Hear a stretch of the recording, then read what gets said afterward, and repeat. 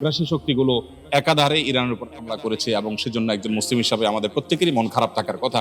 আমরা দোয়া করি আল্লাহ রাব্বুল আলামিন আমাদের এই দুরবস্থা দূর করে দিন, মুসলিম মিল্লাতের এই দুরবস্থা আল্লাহ তাআলা দূর করে দিন এবং আল্লাহ রাব্বুল আলামিন পৃথিবীর মাজলুম মানুষের জুলুম আল্লাহ তাআলা অপসারিত করে দিন, দূর করে দিন। আমরা দোয়া করি মনে প্রাণে। আসসালামু আলাইকুম ওয়া রাহমাতুল্লাহি ওয়া বারাকাতুহু। সুপ্রিয় ভাই বোন, আশা করি আপনারা সবাই ভালো আছেন আল্লাহর মেহেরবানিতে। আমরা গত বেশ কয়েক বছর ধরে নিয়ম করে আমি আমার বন্ধু বান্ধব আমরা সবাই বই মেলায় আসার চেষ্টা করি। অন্য সব ব্যস্ততার মধ্যে এটাও আমাদের একটা ব্যস্ততা যে আমরা প্রতি বছর একবার অন্তত 21শে বই মেলায়, কেউ পারলে একাধিকবার আমরা হাজির হই। আর বাইতুল মুকাররমে যখন ইসলামী বই মেলা হয় সেখানেও আমরা যাওয়ার চেষ্টা করি। আমাদের এই আসার উদ্দেশ্য মূলত পাঠকদেরকে বই পাঠে উদ্বুদ্ধ করা। মানুষ যাতে সুন্দর বই পড়ে, যে বই মানুষকে আলোর পথ দেখায়, যে বই মানুষকে সুন্দরের পথ দেখায়, যে বই মানুষকে সুন্দর পরিণতির দিকে নিয়ে যায়, যে বই আমাদেরকে ডেভেলপমেন্টের জন্য হেল্প করে, সেই বই যেন আমরা পড়ি, সেই বই পাঠে উদ্বুদ্ধ করবার জন্য মূলত বই মেলাতে আমরা এসে থাকি প্রতি বছর। যদি আসুন্নাহ ফাউন্ডেশন এই বছর প্রথমবারের মতো স্টল বরাদ্দ পেয়েছে এবং আসুন্নাহ ফাউন্ডেশন স্টল থেকে আমরা কথা বলছি, কিন্তু যখন স্টল ছিল না বহু বছর যাবত আমরা এসে বিভিন্ন স্টলে গিয়েছি এবং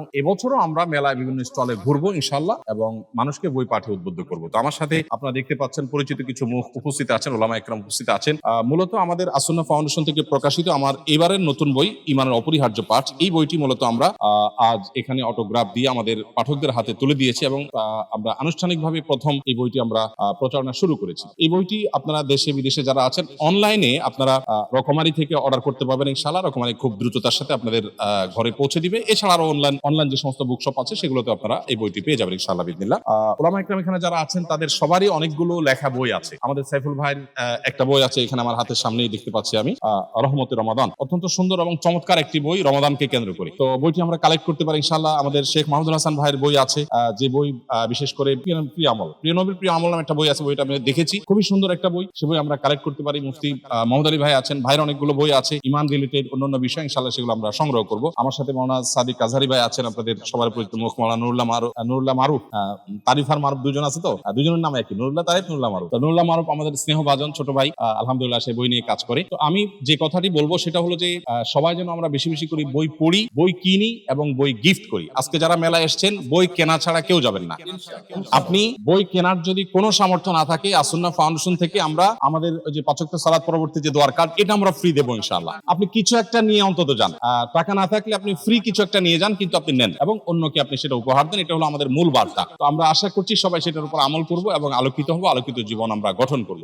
যদিও দুঃখজনক একটি বাস্তবতা, আমরা যদিও বই মেলাতে এসেছি এবং আমাদের এই বইটির আজকে বিপণন এবং বিতরণ কার্যক্রম শুরু করছি আমরা আনুষ্ঠানিকভাবে, ঈমানের অপরিহার্য পাঠ, ঠিক একই সময় আমরা জানি এই বই সম্পর্কে আমি জাস্ট 1 মিনিটে একটু বলতে চাই, এরপরে শেখরা কথা বলবো ইনশাআল্লাহ। সেটা হলো যে আমার এই যাবত যে সমস্ত বই ছোটখাটো বা বড় যাই হোক, আমার যে সমস্ত বইয়ের কাজ করার তৌফিক হয়েছে, এর মধ্যে এই বইটার জন্য সবচেয়ে বেশি পরিশ্রম আমার গেছে। গত 2 বছর যাবত এই বইটার কাজ আমি করছি। গত 6 মাস যাবত আমার রাত দিন একাকার করে আমি কাজ করেছি এবং এমনও হয়েছে যে রাতে 1 ফোঁটাও ঘুম হয়নি, আবার দিনে হয়তো 1-2 ঘন্টা বেশি ঘুমানোর সুযোগ পাইনি। পুরো সময়টা এই বই আমার নিয়েছে এবং এই বইয়ের নিরীক্ষণের জন্য আমি 13 জন আলেম, দেশে বিদেশে বিদগ্ধ বিচক্ষণ এবং এই বিষয়ে এক্সপার্ট যারা, এরকম 13 জন আলেমকে দিয়ে আমি পুরো বই আগাগোড়া নিরীক্ষণ করিয়েছি। এমনও আছে যে একজন আলেম 3-4 নিরীক্ষণ করেছে। প্রতিটি লাইন, প্রতিটি শব্দের পেছনে এভাবে পরিশ্রম করে আমরা বইটা আপনাদের সামনে তুলে ধরার চেষ্টা করেছি। এই বইটার মধ্যে মূলত ঈমানের একেবারে বেসিক বিষয়গুলো, অপরিহার্য বিষয়গুলো তুলে ধরা হয়েছে। আজকাল আমাদের ঈমানের জন্য ক্ষতিকর অনেক বিষয় আছে যেগুলো আমরা হয়তো সেভাবে টের পাই না, বুঝে উঠতে পাই না, সেগুলোকে আমরা তুলে ধরার চেষ্টা করেছি। নেফাকের 20টি লক্ষণ আমরা উল্লেখ করেছি যেগুলো আসলে আমাদের অনেকের মধ্যেই আছে। আমরা নেফাকের কমন 3-4টি লক্ষণ শুধু জানি, এর বাইরে যে কোরআন হাদিসে আরো অনেকগুলো আছে সেগুলো আমরা উল্লেখ করেছি।